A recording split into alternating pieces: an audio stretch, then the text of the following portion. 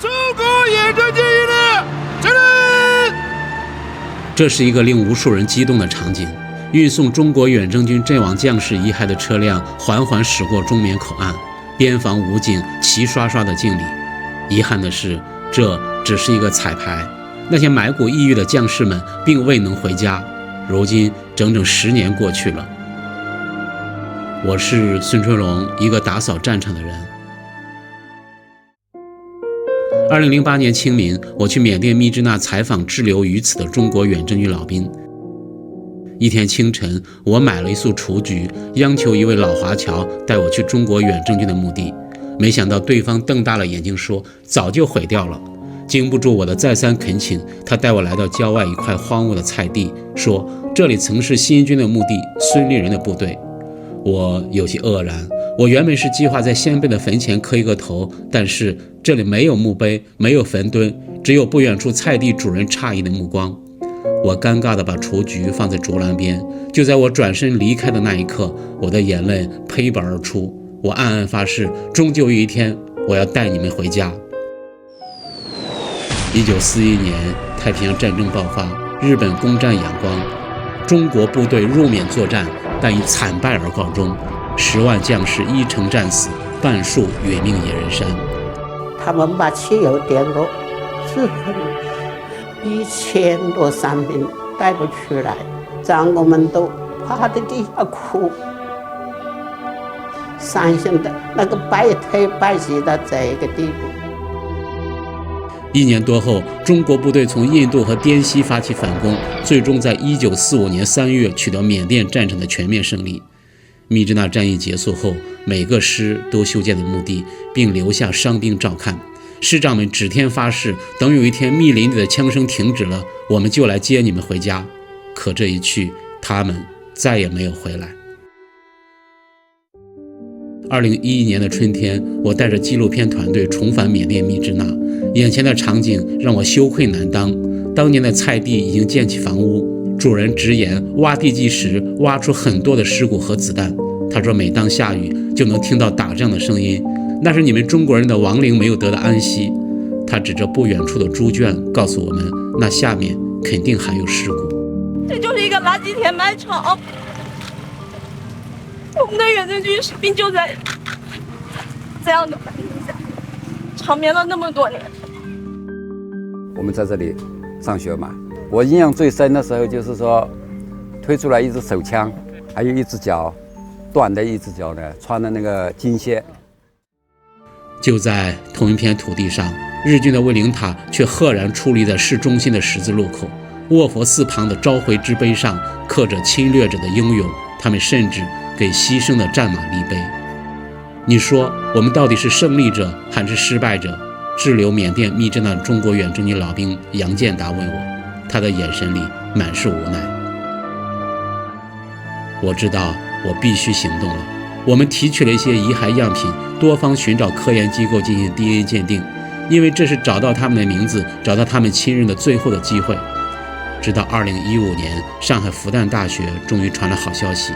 那年清明，我们启动密支那远征军遗骸寻找项目。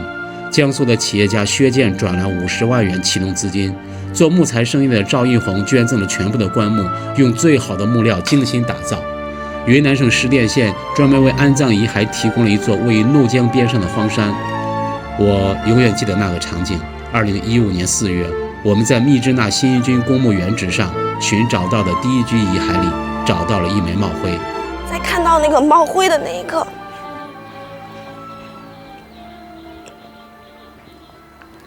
我就觉得说，也许就是这些士兵在跟我们说，是的，是我们，你们找对了，我们在这儿，我们想回家。在垃圾填埋池下，在猪圈里，越来越多的遗骸被找到。在遗骸的中间，我们找到了一支钢笔。或许这位士兵当年就是用这支笔给他的母亲写信，等打完仗他就回家。半年多时间，我们总共找到了347具遗骸。惊讶的是，竟然在一具尸骨里发现一个胸标，上面默写的字依然清晰：陆军新编第30师步兵90团第2营6列列兵。陈海坤，这是迄今为止我们唯一知道的名字。西北大学考古学老师陈亮说，这些阵亡士兵有近半不到20岁，而 DNA 鉴定的数据显示，约有1/3来自四川和湖南，这也是中国远征军出兵最多的2个省份。2015年11月，我们前往缅甸密支那，迎接找到的347个中国孩子回家。上百家媒体对此活动进行了预告，中央电视台派出了30多人的直播团队，云南边防武警更是派出1个排的礼兵，在侯桥口岸迎接先辈的凯旋。中国远征军一律敬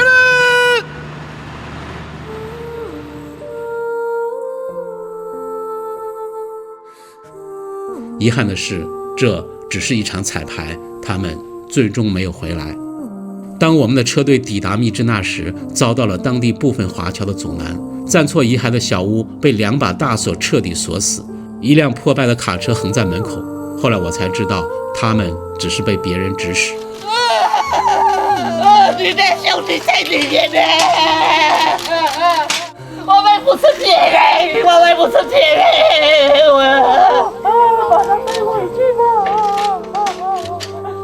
一同赴缅的远征军老兵廖奎和哥哥廖克勋一起从军，2人约定，谁死了，另外一个把他的尸骨带回家。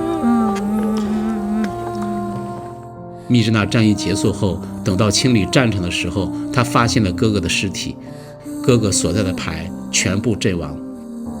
廖奎的心愿就是有一天我能带他去密支那，完成和哥哥的约定。我们联系到缅甸政府的一位官员，这位官员说，遗骸回国受阻和缅甸没有关系，是中国人内部的问题。他还说，建议把遗骸运回去，美国人、日本人都运回去了。在回国后的新闻发布会上，我含泪承诺，我一定要让英魂们回家。我们始终不会放弃在英烈面前许下的承诺。既然我们把你们找到，就一定带你们回家。整整10年过去了，每年清明节的时候，我都会面向西南方向焚香祭酒，我的内心里无比愧疚。在这期间，有无数人在努力，希望迎接埋骨异域的先辈们回家。虽然得到了高层的多次批示，但最终依然未能如愿。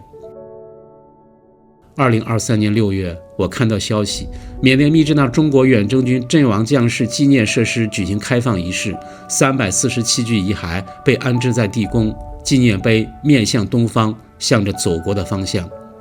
这是一个悲喜交加的新闻，悲的是他们仍然没有回家，喜的是这是由中国政府出面修建的纪念碑。更令人欣慰的是，在抗战胜利80周年，国家公布的第4批国家级抗战纪念设施遗址名录中，纳入了密支那中国远征军阵亡将士纪念设施。不过，在我的内心里，依然希望有一天可以接他们回家，我也没有放弃去努力。那是10年前我给先辈们的承诺。就在这个月，我把我们寻找阵亡将士遗骸的机构名称更名为海奎公益发展中心。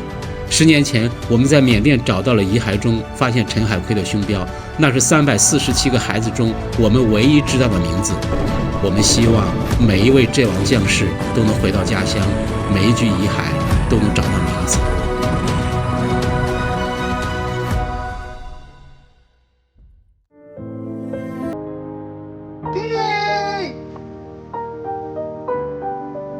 我们找到了他的帽徽。